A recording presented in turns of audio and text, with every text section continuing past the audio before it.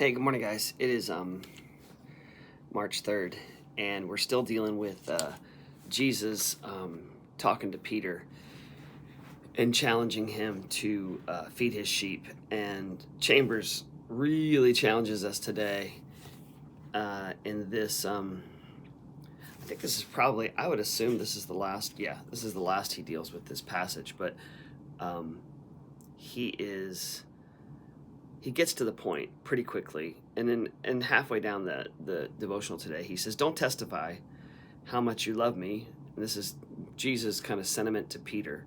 "Don't profess about the marvelous revelation you've had, but feed my sheep." And this is a challenge, I think, for all of us when we find ourselves distracted by, what God's doing in me, what's happening around me. You notice both of those statements had me in it, and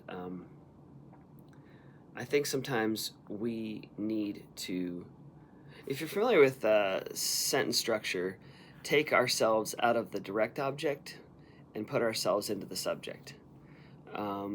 Direct object pronoun for the person sitting before is me. Like when I'm talking about me, it's me. It's what have you done for me? What does that mean for me?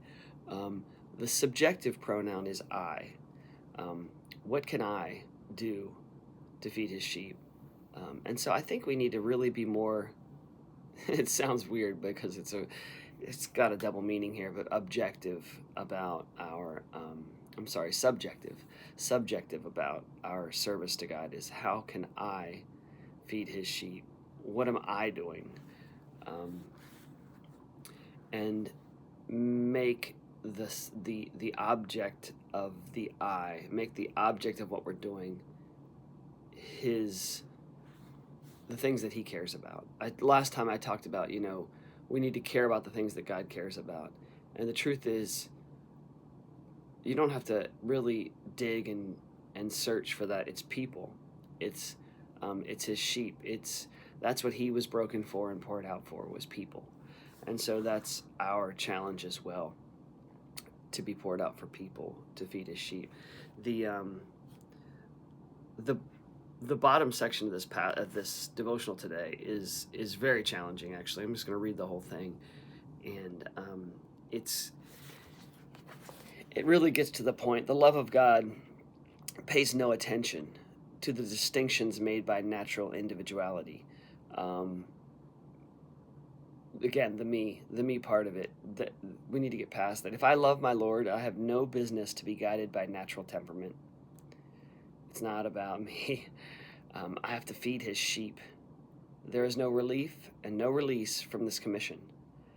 Beware of counterfeiting the love of God by working along the line of natural human sympathy, because that will end in blaspheming the love of God. And what he's saying by that is just this, the pity. When we find that natural human sympathy is pitying people and feeling like, oh, poor thing. And that is not what God has for us when it comes to feeding his sheep. It is pouring ourselves out, like the Philippians passage that we reviewed last night. It's thinking of others more highly than ourselves.